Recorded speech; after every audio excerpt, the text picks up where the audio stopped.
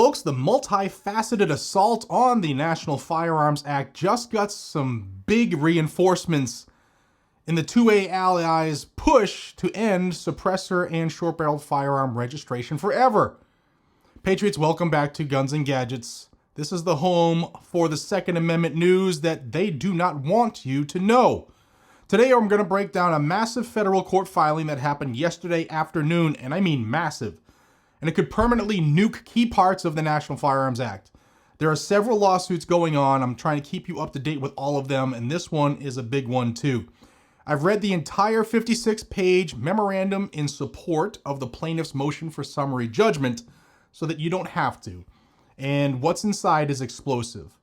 Now this lawsuit, it's Brown versus ATF. It's filed by Chris Brown, Alan Mayville, Prime Protection, STL Tactical Boutique, the National Rifle Association, Second Amendment Foundation, and Firearms Policy Coalition, along with the American Suppressor Association. And it goes straight for the jugular of the NFA and argues that the ATF is enforcing laws Congress no longer has constitutional authority to enforce. It's good. It's pretty good. Strap in, because this is one of the strongest and most direct attacks on the NFA that we've seen. But first, a word from our sponsor. Folks, listen up. We know there's a constant organized attempt to infringe on our Second Amendment rights, but that same shadowy elite is also launching a direct attack on your financial freedom. While they've been secretly accumulating wealth through crypto, ordinary Americans have been systematically excluded. Today I want to tell you about BlockTrustIRA.com.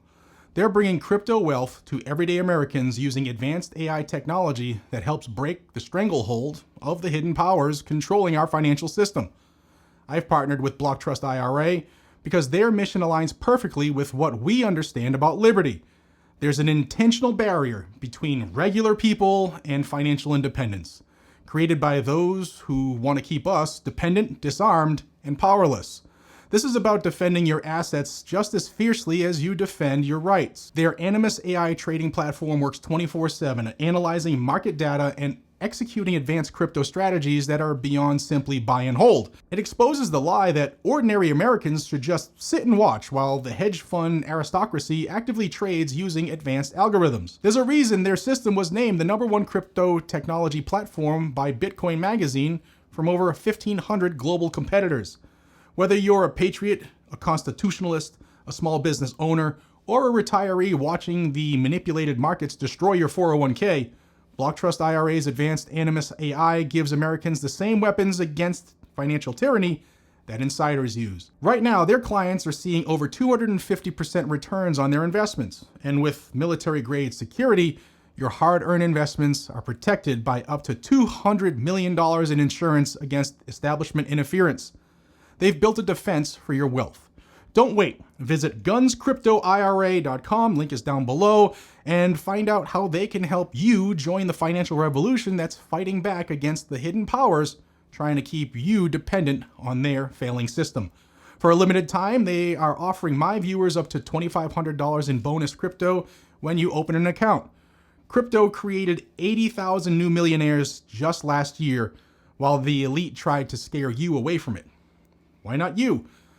This is about self-defense for your wallet. Visit gunscryptoira.com. That's gunscryptoira.com. Links are down below, and check in on your financial freedom and liberty today. The entire legal argument here centers on something Congress did this past summer, something some gun owners might not realize is absolutely critical. The One Big Beautiful Bill Act, signed into law on July 4th, 2025, eliminated the $200 tax on suppressors, short-barrel firearms, and any other weapons. The NFA was always justified as a tax law. The Supreme Court said this repeatedly. The registration scheme existed only as a way to enforce that tax. But now that the tax is zero, what does that mean? Well, according to this filing, a $0 tax cannot be a tax at all.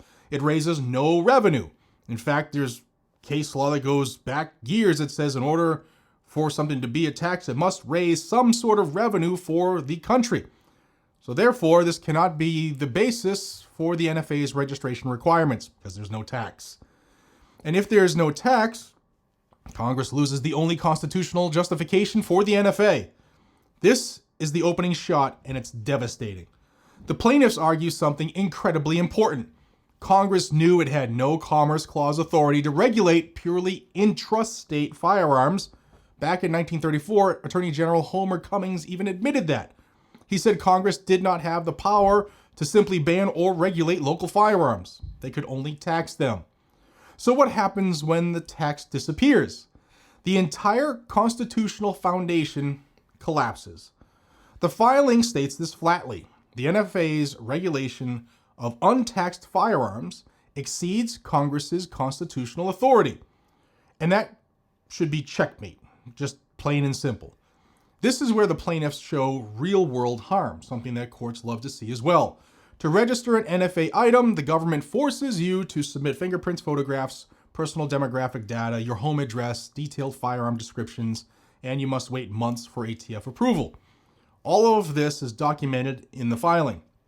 The plaintiffs explain it took nearly 10 months for one of the plaintiffs to get a suppressor approved.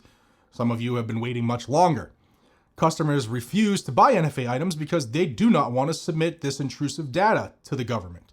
Dealers like Prime Protection are losing money because customers walk away from suppressor and SBR purchases. And remember, this entire regulatory burden is supposedly justified by a tax that no longer exists. Under the law, you can still be arrested, prosecuted, hit with a 10-year felony, fined up to $250,000, and banned from owning guns for life. That's for every violation. Simply for transferring or possessing a suppressor or a short-barreled firearm without NFA registration. The plaintiffs make this crystal clear. They would immediately buy, sell, or transfer suppressors and short-barreled firearms today if doing so was not a felony. That's a real harm. That's standing in lawsuits, and the court has the power to end it. Even if the NFA could be justified under some other federal power, and the plaintiffs show clearly that it cannot, the filing goes further. Suppressors and short-barreled firearms are protected by the Second Amendment. The brief is crystal clear. Suppressors and short-barreled firearms are neither dangerous nor unusual. There is no historical tradition of requiring registration of protected arms. This aligns perfectly with Bruin. If an item is an arm, and suppressors and short-barreled firearms clearly qualify, and the government cannot show a historical tradition of regulating them, then the regulation is unconstitutional, period. This filing argues exactly that, backed by historical facts, expert research, and federal case law. And if the judge accepts this argument, the NFA's treatment of suppressors and SBRs will fail, and SBSs and AOWs. Not just for the plaintiffs, but nationwide. And this isn't a symbolic lawsuit. The lawsuit was originally filed August 1st. This is a motion for summary judgment, meaning, Judge, you can end this right now. And the plaintiffs are asking for extremely broad relief, a nationwide injunction, blocking ATF from enforcing NFA registration for suppressors, short-barrel rifles, short-barrel shotguns, AOWs, and for all current members of FPC, NRA, SAF, and ASA, and for future members as well. Now, this would be one of the largest rollbacks of federal gun control and the biggest restoration of the Second Amendment in U.S. history. The plaintiffs are asking the judge for summary judgment, like I said, meaning they believe the facts are so clear that no trial is even necessary. Now, if the judge agrees, the NFA, as applied to these items, could be effectively dead immediately. No taxes, no fingerprints, no photos, no registrations, no wait times, no approvals needed, just freedom, the way that the Second Amendment intended. Patriots, this is one of the biggest lawsuits in the Second Amendment realm in decades, and it's based on incredibly strong constitutional reasoning. I'll keep you updated every step of the way, and if you appreciate content that actually reads these filings and then breaks them down for you so that you don't have to, I mean, you still can if you really want to, then hit that subscribe button, hit the thumbs up, and share this with every gun owner you know. And as always, stay safe, stay vigilant, stay armed, and stay free. Don't forget to join the groups that are fighting for us in the courts. And if you can, throw them a little extra coin. Send them $20 for helping out. There's ways to join the groups in the description of every single video I make. At least some of the groups, not all the groups. That would be a really long description. I appreciate y'all. I'll see you on the next one. Take care.